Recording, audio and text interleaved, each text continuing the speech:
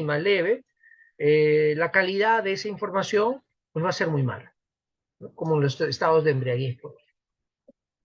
Bien, cuando analicemos o evaluemos la conciencia, debemos de prestar especial atención a lo que es el nivel de alerta, ¿no? Debo tener un buen nivel de alerta, activación del sistema reticular ascendente, tiene que estar funcionando bien. En ese momento estoy despierto. Requiere otras funciones mentales, como bien lo señala acá. Claro, es algo que ocurre, ¿no? Como les voy diciendo, todas las funciones mentales trabajan al mismo tiempo. No es que una esté separada de otra, todas trabajan al mismo tiempo, ¿ya?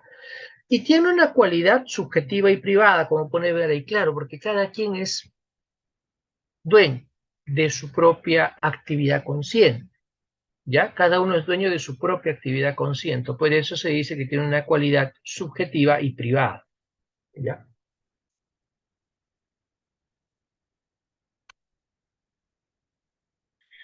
Hay casos excepcionales, no patológicos, hay que entenderlo, casos excepcionales no patológicos, donde puede alterarse la conciencia. Por ejemplo, el cansancio. Alguien lo programan de guardia 24 horas y va a haber cierta alteración, claro que sí. Cuando pasamos del estado de la vigilia al sueño, o sea, cuando nos estamos despertando, ¿no? Puede haber una leve alteración, claro que sí. El ensueño, ahí entre que estamos entre dormidos y despiertos, ahí, ¿no? También. Y el retardo del despertar, como la persona que abre los ojos, que los cierra, que los vuelve a abrir un poco y los cierra, también puede pasar, ¿ya? Puede pasar. Pero estas son situaciones que esperamos. Bases neurobiológicas de la actividad consciente. A ver, ¿cómo se da este estado consciente? ¿Mm? ¿Cómo se da este estado consciente? Necesitamos primero y tener en cuenta que necesitamos actividad en la corteza cerebral. ¿Sí? Actividad en la corteza cerebral. Cuando hay actividad en la corteza cerebral, podemos llegar a un estado consciente. ¿Ya? Eso es importante que se sepa. Bueno, hay actividades o hay acciones que van a ser activadoras, como la liberación de noradrenalina en determinado momento, o acciones inhibitorias, como la acción GABAérgica. Y a través de las estructuras subcorticales vamos regulando la actividad de la corteza cerebral. ¿Ya? Las estructuras activadoras, el sistema reticular ascendente, que produce activación directa, como podemos ver acá, por impulso de noradrenalina. Locus coeruleus es uno de los lugares donde más hay actividad noradrenérgica. Y las estructuras inhibitorias, como podemos ver acá, los núcleos del RAFE, sobre todo con receptores de tipo serotoninérgicos, ¿ya? De tipo serotoninérgicos. Muy bien. Vamos a ver acá ahora.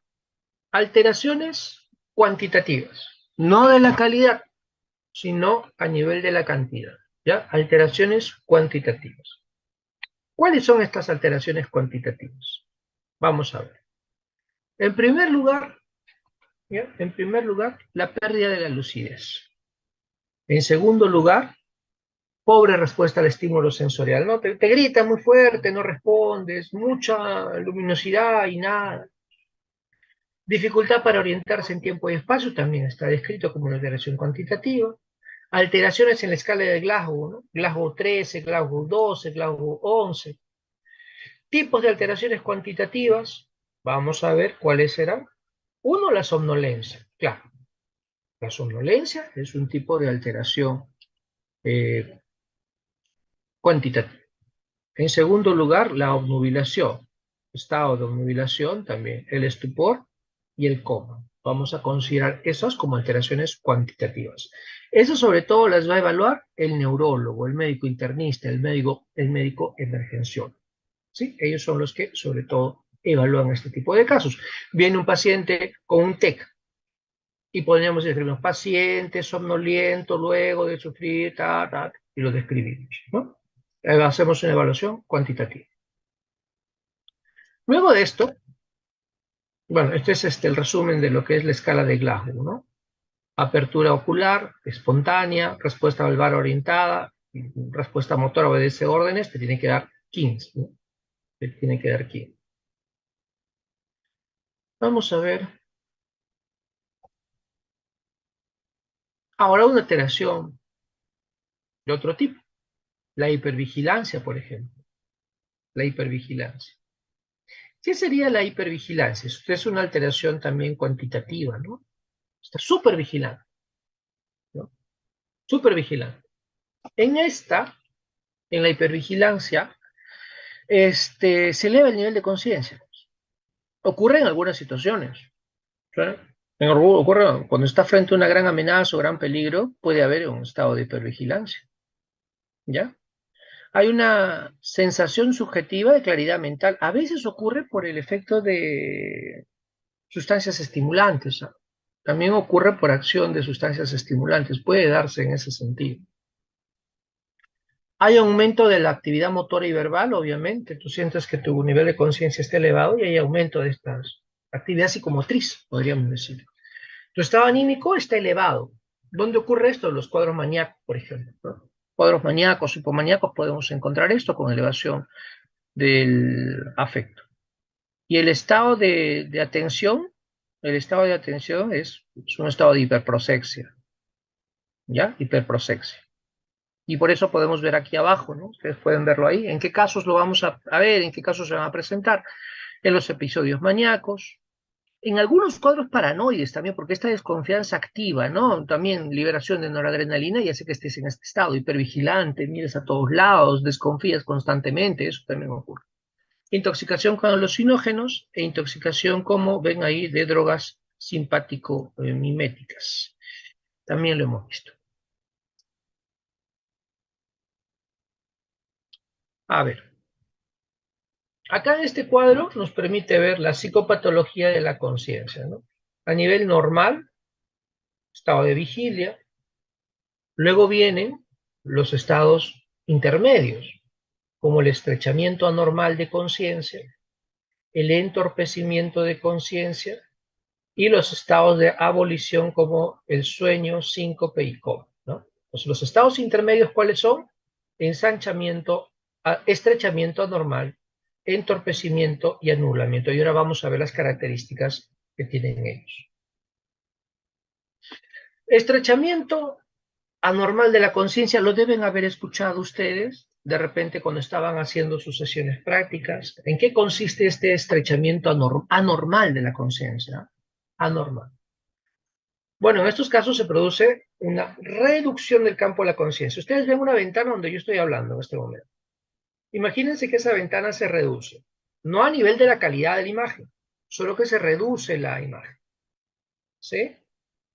Entonces, cuando hay estrechamiento anormal de la conciencia, se reduce el campo de la conciencia, hay una visión tubular de la realidad, y eso muchas veces va relacionado a otras alteraciones, que pueden ser un estadio hipnótico producto de la acción de una droga, una disociación histérica, ¿no? Se llamaba así antes, disociaciones histéricas, una disociación, un cuadro disociativo, cuadros de personalidades múltiples, que también es bastante raro, hay estados de shock. Acá lo llamamos conmociones afectivas severas, por ejemplo, y los estados de lipotimia versus síncope, pues tienen esa característica, ¿no? Un estrechamiento anormal de la conciencia, ¿ya? Estrechamiento anormal de la conciencia. ¿Está bien? Muy bien. Luego hemos hablado de estrechamiento anormal de la conciencia, hasta ahora. Luego de eso vamos a ver lo que se corresponde con el entorpecimiento de la conciencia. ¿Será lo mismo? En el estrechamiento anormal hemos visto que solo se reduce el campo, pero no la calidad. La calidad está bien, pero el campo se reduce. En el entorpecimiento de conciencia, sin embargo, hay una disminución de la claridad de la conciencia. Es como que esta ventana que ustedes ven acá donde yo les estoy hablando, se altere la calidad, se ponga borrosa, imagínense. más borrosa de la que está. ¿Ya? Entonces empiezas a apreciar la realidad de esa manera. Hay un entorpecimiento. Y como hay un entorpecimiento, hay una desorientación temporal. Hay diversos grados de severidad dependiendo pues de la causa, ¿no? Hay epilepsia con crisis de ausencia, donde se presentan, traumatismo encefalocraniano, enfermedad cerebrovascular, intoxicaciones exógenas, episodios de anoxia o de algunos casos de tumores. Se puede presentar entorpecimiento de la conciencia.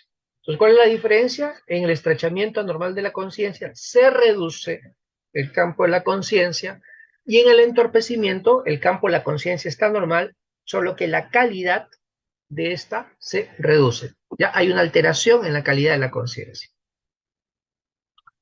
Luego tenemos otra alteración. ¿Cuál es? El anulamiento, ¿ya? Anulamiento de la conciencia. ¿Y ahí de qué me están hablando? Cuando me hablan de anulamiento de la conciencia. Ahí hay una perturbación de la conciencia en grado variable. Presencia de contenido psíquico normal. Un momento. Retrocedamos la diapositiva. En el entorpecimiento de conciencia no hay actividad psíquica normal. Repasen ustedes. No hay.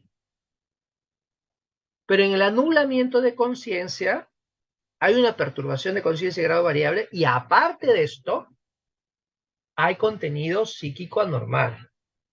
Entonces, ese contenido psíquico normal puede ser alucinaciones, pueden ser ideas delirantes, pueden ser alteraciones de la conciencia del yo, pueden ser fallas cognitivas, puede ser agitación psicomotriz. ¿Me dejo entender? Entonces, para entenderlo, estrechamiento de conciencia, solo se reduce el campo de la conciencia, más no la calidad.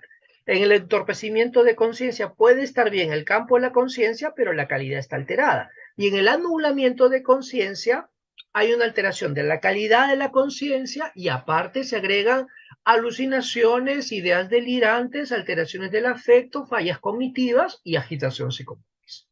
¿Ya? Tenemos todos esas alteraciones que pueden presentarse en ese momento. ¿Qué formas de...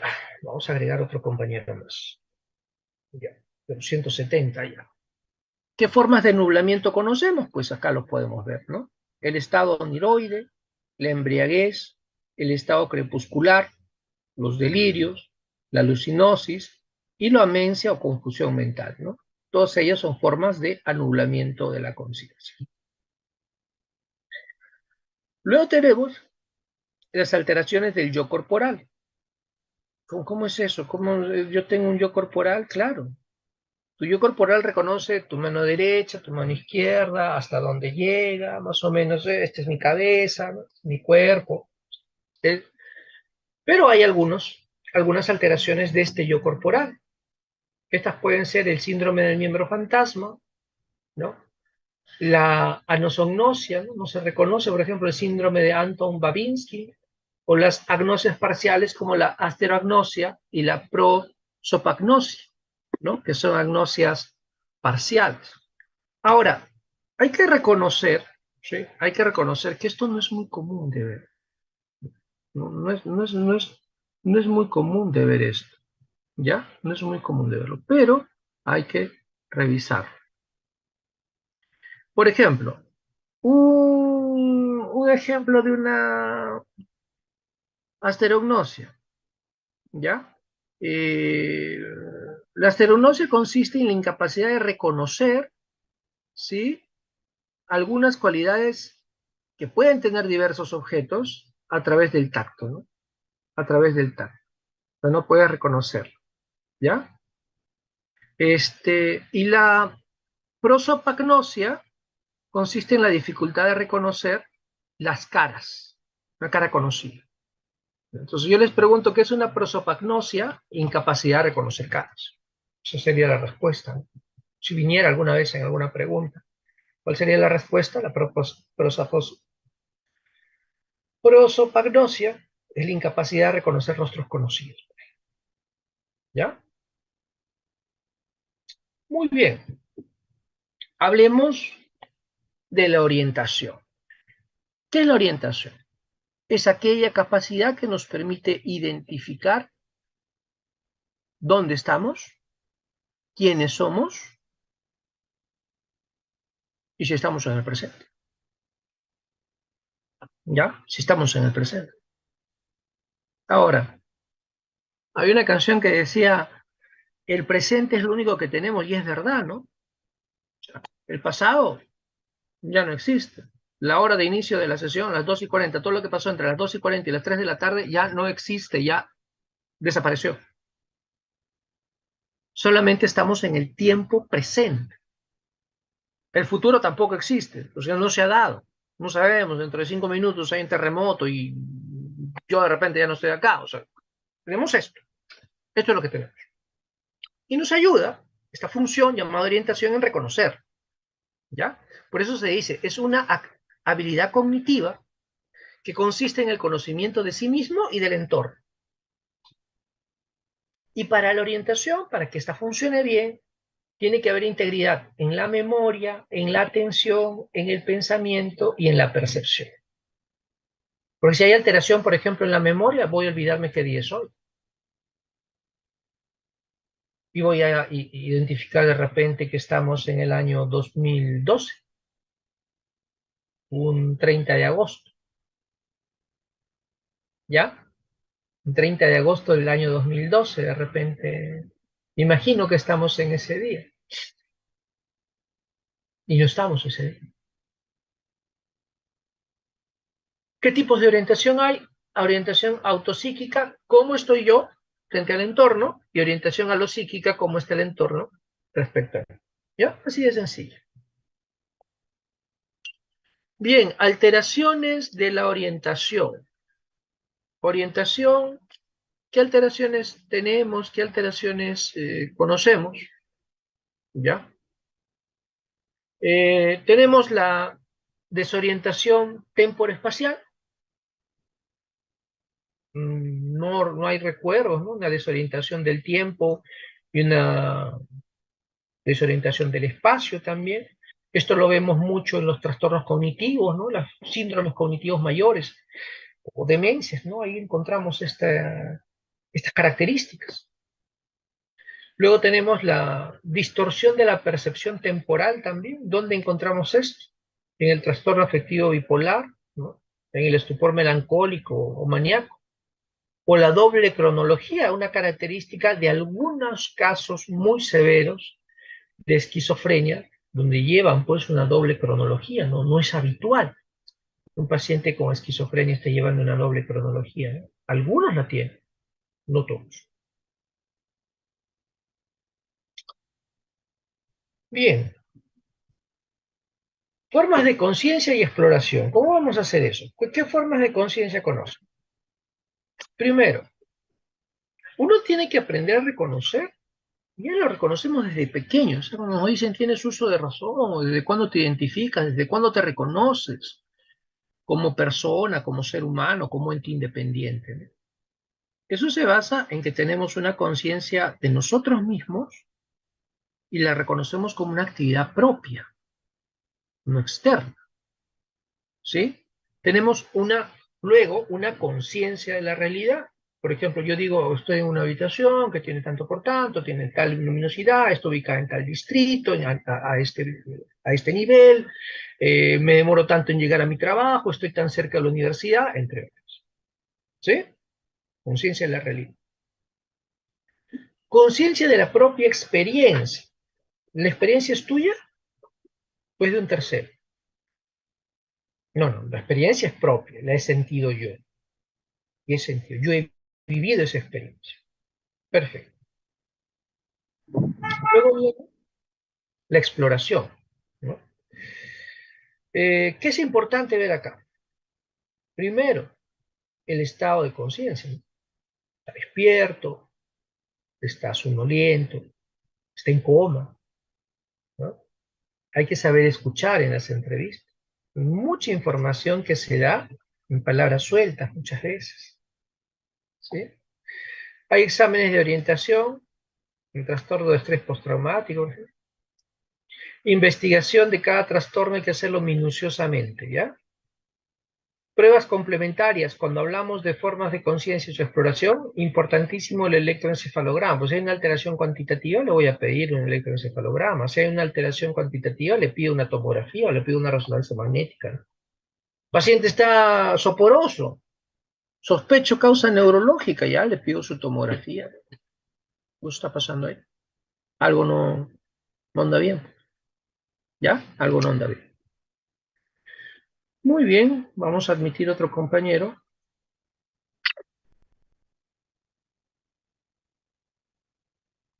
Preguntas básicas. No nos burlemos de lo básico que es esto, porque es el trabajo del día a día. Es lo que hacemos. Una vez cuando presenté esto, un alumno se reía, ay, pero obviamente tenemos que preguntarle eso. Obviamente y obviamente nos olvidamos. ¿Ya? Primero, señor, ¿cómo está? Muy buenas tardes. ¿Cómo se llama usted? ¿Qué edad tiene? Muy bien. ¿Con quiénes vive? Vivo solo. ¿Es usted soltero, casado, viudo, divorciado? ¿Con quién vive? ¿Dónde vive? ¿A qué se dedica? ¿Qué hace en el tiempo libre?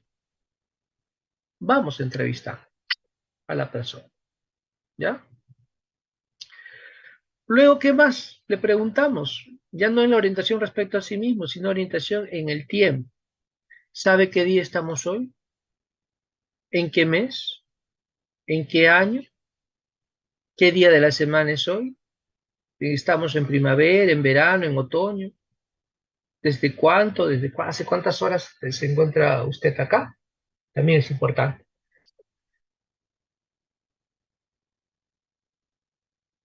Y luego la orientación en el espacio, ¿no? ¿Dónde vive usted, señor? En dirección, Girón Guamachuco, 1515, Jesús María. Vamos.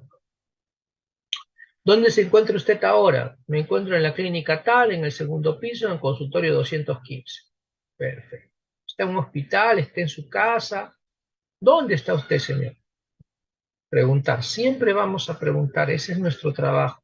¿Ya? Preguntar. Preguntar es nuestro trabajo. Entrevistar es nuestro trabajo. Entrevistar es el trabajo de un psiquiatra. Psiquiatra, todo psiquiatra debe saber entrevistar. Psiquiatra que no sabe entrevistar o que no puede generar un ambiente de confianza, hay que seguir practicando. ¿Ya? O sea, tú puedes tener todo el conocimiento teórico, pero la entrevista es un arte.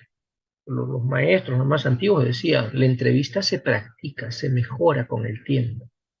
Tú puedes aprender la técnica, claro, o sea, puedes estudiar cómo se hace, pero generar habilidades empáticas, cómo mueves tu rostro, tu lenguaje corporal, cómo haces que la otra persona pueda sentirse cómoda, cómo no juzgas ni con la ceja, no levantas la ceja ante la información que te da la persona, no, no es necesario que hagas determinado comentario, bastan algunos gestos que la persona entrevistada podría tomarla o asumirla como una crítica, ¿no?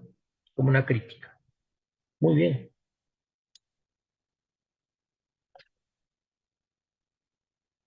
Y la orientación respecto a las personas, me es importante reconocer ahí, por ejemplo, ¿quién soy yo?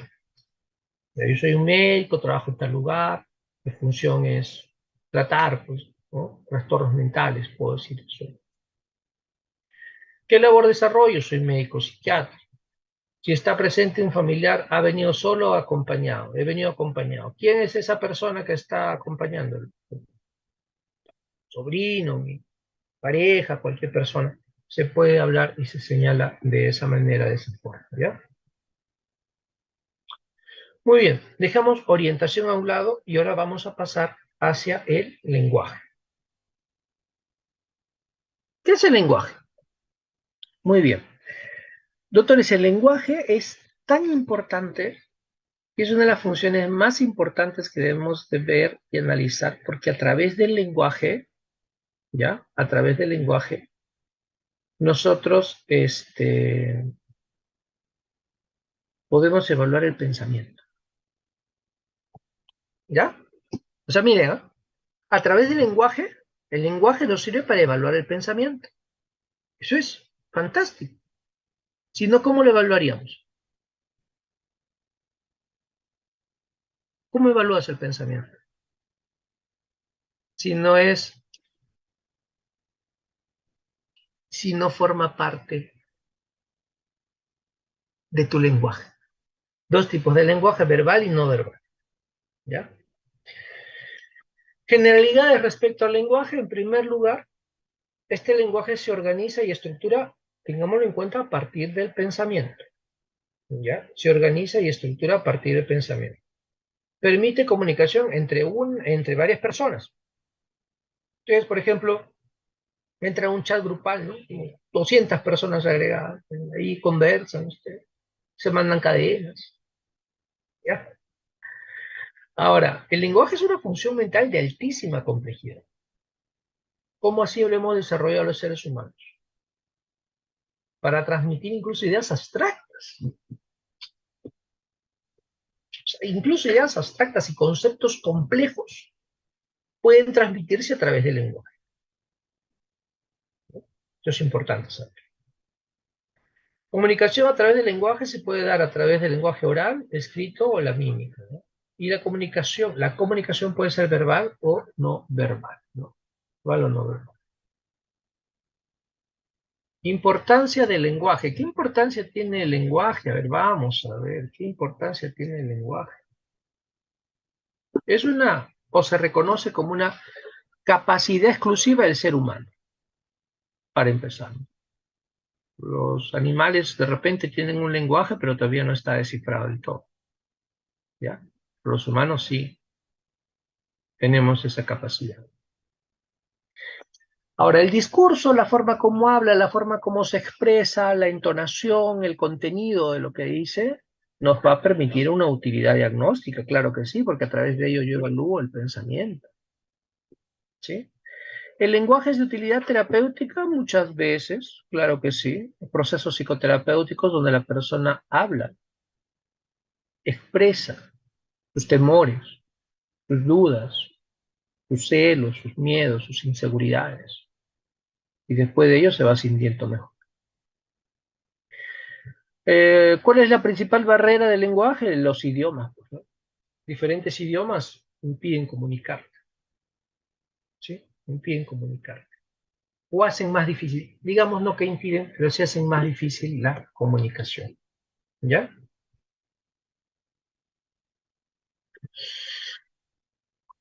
Bien, vamos a ver acá. El lenguaje, ubicación del sistema nervioso central y órganos participantes. Vamos a ver, ¿dónde se estructura a nivel de la corteza frontal en los lóbulos prefrontales y temporales? Bien. Sistemas de pares craneales involucrados, el quinto par, el séptimo par y el par número 12. Nuestro aparato fonador está formado por tráquea, laringe, bronquios, pulmones, diafragma, pared abdominal, ¿no? Por tanto, sí, claro. Tráquea, laringe, bronquios, pulmones, diafragma y pared abdominal. Todo eso es el aparato fonador. Áreas del lenguaje, tenemos pues el área de Broca y el área de Wernicke, ¿no? Que nos van a dar pues las denominadas, ¿cómo decirlo? Para que nos da las denominadas afasias de comprensión o afasias de expresión, ¿no? Por ejemplo, si hay una lesión en el área de Broca, vamos a tener alterada la producción del lenguaje, la expresión. Si es en el área de Wernicke, la comprensión, ¿ya? La comprensión. Fases y desarrollo del lenguaje. Dentro de estas fases y desarrollo del lenguaje, vamos a tener consigo la abstracción y la concepción de la palabra oral, escrita o la mímica. ¿Ya? Primero te abstraes, conceptualizas determinada frase y recién la expresas. Lo que pasa es que esto ocurre muy rápido, pero es un proceso bastante complejo. Luego hay que articular la palabra, o sea, no solamente pensarla, identificarla, conceptualizarla, articular la palabra y emitirla, vocalizarla. ¿Se dan cuenta de todas las cosas que hacemos antes de decir siquiera hola? Primero, ¿lo decimos? No lo decimos. ¿Nos acercamos a la persona? No nos acercamos. ¿Qué hacemos? Luego tenemos el desarrollo del lenguaje oral que se da desde los 2 años aproximadamente, ¿ya? Desde los 2 años. Vamos a tener algunos trastornos de la fonación y articulación del lenguaje, como son la afonía, y puede hablar, la disfonía, o sea, disfónico, está disfónico, hay como dos tonos ahí. La disartria, dificultad o incapacidad para articular palabras, ¿no? Disfemia, afasias, cuando no hay nada, no hay nada, eso es una afasia. Y trastornos iterativos del lenguaje, se repiten pues constantemente. Ahí tenemos la verbigeración, la logoclonía, la verbilocuencia. Por ejemplo, este señor es verbilocuente, por ejemplo, se dice, ¿no? Un ejemplo de verbigeración, ¿no? Por ejemplo, es la verbigeración es la emisión automática, ¿no? O sea, tú emites automáticamente frases muy largas, pero que son incoherentes, ¿no? Verbigeración. Emites palabras, frases, pero son incoherentes, pues no tienen un hilo comunicante, podríamos decir, ¿no? Esa es, por ejemplo, su característica, ¿no? ¿Qué es la logoclonía, por ejemplo? Es cuando aquella persona repite, ¿no? Como si fuera una sílaba, como si fuera un espasmo, ¿no? Una sílaba que la va a repetir al final de una palabra. Muy raras veces al medio de la palabra, pero casi siempre es al final de la palabra, ¿ya? Esa es una logoclonía. Y un ejemplo de verbilocuencia, por ejemplo, puede ser, a ver, aquí los políticos, por ejemplo, ¿no? Son oradores, ¿no? Buscan palabras muy rebuscadas como para adornarse, ¿no? Y una idea que te la pueden transmitir en 30 segundos se demoran como 5 minutos porque están utilizando una que otra y otra y otra y otra palabra, ¿sí? Pero eso solamente cuando no es voluntario, recuerden, ¿eh? Cuando no es voluntario.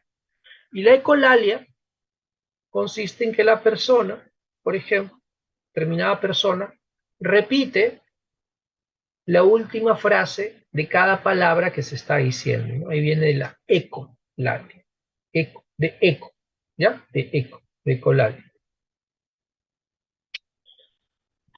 Tenemos también alteraciones, pues, otro, admitir, a ver, voy a admitir un compañero, ¿ya? El circunloquio, ¿no? ¿Qué es un circunloquio? Me preguntaron qué es un circunloquio. Cuando hay muchos rodeos, pues, ¿no? Muchos rodeos. Tienes una idea que debes de decirla de frente y te rodeas. Pues circunloquio, está dando círculos, vueltas. Te da muchas vueltas a la palabra. Ah, de frente, di lo que tienes que decir, ¿no? Un circunloquio es eso. ¿Qué más tenemos? Prolijo, habla mucho, mucho, mucho, mucho, mucho, mucho contenido, poca idea, poca forma, no concretiza la idea. Es lenguaje prolijo. Descarrilamiento del lenguaje, ¿no? Empieza a hablar de un tema, se va hacia otro tema, termina hablando de otro tema incoherente, y no hay una directriz sobre el pensamiento, y si no hay una directriz sobre el pensamiento, el lenguaje tampoco va a tener esa directriz, y entonces va a empezar a hablar de un tema u otro tema, volviéndose incoherente, ¿no? Otra alteración es del modo de lenguaje, la circunstancialidad y la tangencialidad, ¿no? Una vez estaba en WhatsApp, ¿no? Una persona X, y la conversación se había vuelto súper tangencial, ¿no? Súper tangencial, y entonces le pongo tangencialidad y me responde idem, porque ninguno de los dos quería decir por lo que queríamos hablar de un problema que se había suscitado, ¿no? Entonces el lenguaje, para evitar algo, se volvió tangencial, ¿ya? Pero cuando no es voluntario, es lo que vamos a tratar. Porque tú puedes tener un lenguaje tangencial porque quieres evitar hablar de determinado tema. Eso no es lo que vamos a ver acá. Vamos a ver el lenguaje tangencial o la circunstancialidad cuando esta no es provocada deliberadamente. ¿Ya? Ahí lo vamos a considerar una alteración del modo de lenguaje. Si no es una forma, pues, de evasión. Y para respuestas, ¿no? Por ejemplo, yo te pregunto algo, tú me respondes otra cosa. ¿Dónde estabas ayer? Bueno, mira qué bonito color de esa pared. Eso es una para respuesta. Y musitación, cuando hablas acá entre dientes, ¿no? ¿Va? Esa es la musitación. Los soliloquios se ven cuando las personas, pues, hablan solas. Esa es una de las características de los soliloquios. La persona habla sola, ¿ya? Habla sola. Aumento de la latencia de respuesta. Te hago una pregunta y normalmente demoramos algunos segundos en responderla y respondemos rápidamente. Cuando demoramos mucho, y no es que deliberadamente sea, hablamos de un aumento de latencia de respuesta. Y la verborrea o logorrea, lo que vemos en los cuadros maníacos, ¿no? Habla, habla, habla, habla, habla, habla, habla, habla. No deja de hablar. Y la presión del habla lo vemos en los casos de ansiedad. Cuando hay casos de ansiedad, una persona que está muy ansiosa y dice, bueno, sí, en ese momento pasó tal cosa, y luego vinieron los policías, pero los ladrones estaban en ese momento y tenían... Entonces, como que hay mucha presión por hablar, hablar, hablar y hablar. ¿Ya? Y hablar. Y el mutismo, cuando no hablas nada, te quedas callado. Callado. Y el empobrecimiento del lenguaje también va a tener relación con el empobrecimiento del pensamiento, ¿no? En algunos casos de déficit cognitivo podemos ver eso, ¿no? Empobrecimiento del lenguaje. Y ahora vamos a pasar a ver las alteraciones de la comprensibilidad del lenguaje. ¿Cuáles podrían ser las alteraciones de la comprensibilidad del lenguaje? Los neologismos, ¿en qué consiste? En formar o en crear palabras nuevas. ¿Ya? Los neologismos consisten en crear palabras nuevas. No todos los neologismos son patológicos. Hay palabras nuevas que utilizamos pues en inglés de repente, ¿no? Son nuevas, neologismos. Incoherencias, ¿no? Lenguaje incoherente que vemos cuando hay unas alteraciones en el pensamiento, ¿no? Los cuadros delirantes, por ejemplo, ¿no? Los síndromes confusionales agudos, hay incoherencias.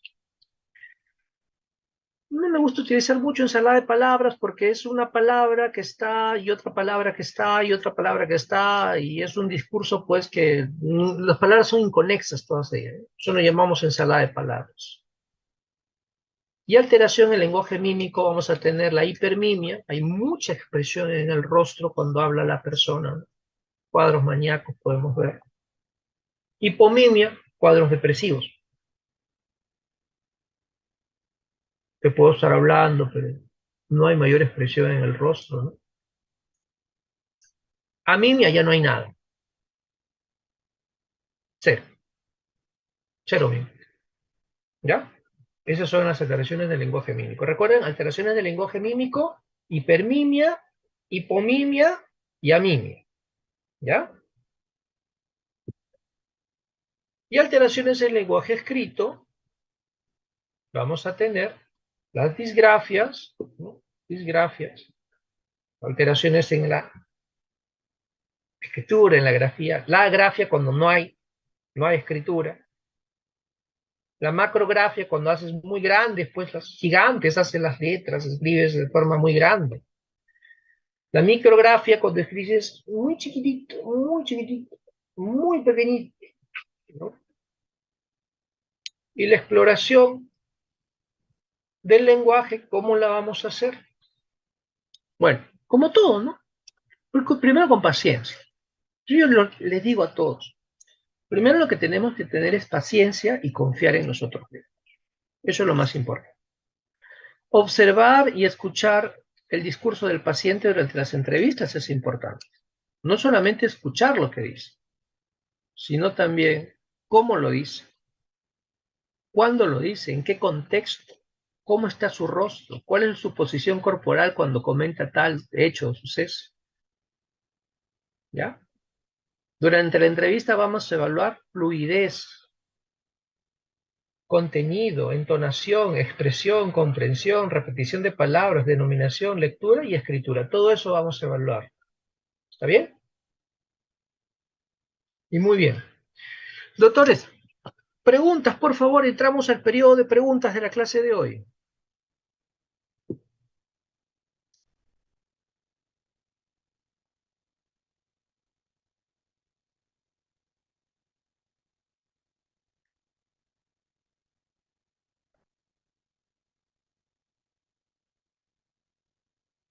Está claro. ¿Alguna pregunta de alguno de los colegas, por favor? Tenemos 160 conectados. ¿Alguien, alguna duda? El ciclo pasado nos quedamos como media hora, no, una hora casi en preguntas, preguntas, preguntas. Vamos a ver si acá al menos llegamos a los 10 minutos. Bien, Doctor, una de las... solamente, Sí. disculpe, solamente como curiosidad, usted mencionó algo del síndrome de Anton-Babinski. No sé si nos puede explicar más o menos de qué trata, Ya, doctor. claro que sí. Vamos a ver. Vamos a buscar. Vamos a buscar acá la diapositiva un momentito. ¿En qué diapositiva está?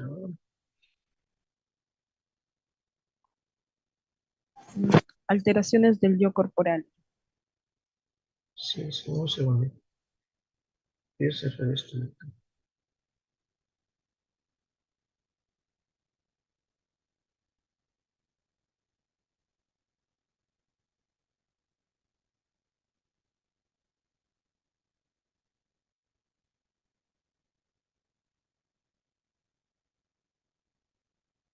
Acá está. La anosognosia o síndrome de Anton-Babinski. Bien, esto ocurre por una lesión. ¿Ya? Una lesión cerebral muchas veces de causa vascular, de causa isquémica, ¿no? Y sospechamos ello cuando hay alteraciones visuales, ¿no? Pérdidas visuales que no son, que no tendrían explicación, son muy poco frecuentes, ¿no? Entonces, esas alteraciones visuales, o también llamada ceguera de Anton-Babinski, es el conocido síndrome de Anton-Babinski, ¿no? Y eso hay que tenerlo en cuenta en las anosognosias. Y las anosognosias de tipo visual, ¿sí? ¿Y qué es una anosognosia? ¿No? ¿Qué es una anosognosia? Es una incapacidad de la persona para reconocer determinados objetos, ¿ya? Anosognosia, ¿está bien? Entonces, el síndrome de Anton-Babinski está caracterizado por una ceguera, se debe a una lesión isquémica que puede presentar la persona, ¿ya? Ahora, ¿dónde vemos anosognosia frecuentemente? Algunas veces, yo lo voy a decir siempre, algunas veces, lo vemos en la enfermedad de Alzheimer, algunas veces, ¿ya? Algunas veces lo vemos, porque la persona como que pierde esa capacidad de ver hacia adentro, pierde la capacidad de introspección. Y hay que tener eso en cuenta. Entonces, si tú no tienes capacidad de introspección, es que tu yo corporal, ¿dónde está? O tu yo, ¿dónde está? Nosotros cuando hacemos un trabajo de introspección, estamos reconociéndonos a nosotros mismos, a nuestro yo, a nuestra forma individual, a nuestra estructura corporal y nuestra propia mente, nuestra conciencia del yo. Por eso que hacemos una introspección. Se dice muchas veces que nos va a ayudar que al final del día hagamos una introspección y valoremos si lo que hemos estado haciendo, sintiendo o haciendo, pensando, sintiendo o haciendo, es congruente primero. Si lo que pienso es congruente con lo que hago y eso es congruente con lo que siento. Primero, antes de valorar si está bien o está mal. Primero, ¿es congruente o no es congruente? Hago algo que no quiero, ese es un trabajo de introspección. Pienso algo que no siento, eso también es un trabajo de introspección. ¿Ya? En la anosognosia no hay introspección. ¿Ya? Se puede ver en la enfermedad del Alzheimer. Recuerden que ahí hay alteraciones de la orientación del yo también. ¿Ya? Muy bien, veo por acá en el chat, me preguntan, doctor, ¿en qué situación se debería pedir un electroencefalograma para evaluar la conciencia? Eso lo vamos a ver en los casos, por ejemplo, de intoxicaciones por drogas, ¿sí? Intoxicación por droga muy, muy severa, en estados ya de sopor. Después de tomar la tomografía no hay daño estructural, entonces pasa la electroencefalograma para ver si hay actividad cerebral, ¿no? Lo tienes que ver en ese momento. Yo lo pienso, sobre todo lo solicitan los neurólogos, ¿ya? Pero lo hemos visto en casos de intoxicaciones por drogas que no mejoran de repente, no es por benzodiazepinas, no va a mejorar con flumazenil, no de repente no mejora con naloxona, por ejemplo, una intoxicación por opioides, entonces debo de ver si todavía hay actividad cerebral, no hay actividad cerebral. En esos casos estaría solicitando un electroencefalograma, ¿ya? Me preguntan acá, ¿soliloquio es igual a hablar en voz alta? No, soliloquio es cuando tú hablas solo. O sea, no son tus propios pensamientos, sino tú pones a hablar. Bueno, señor, o puedes hablar contra la pared, por ejemplo, y le respondes inclusive. Estableces un diálogo. Esos son soliloquios, ¿ya? Esos son soliloquios, ¿ya? Muy bien. ¿Alguna otra pregunta?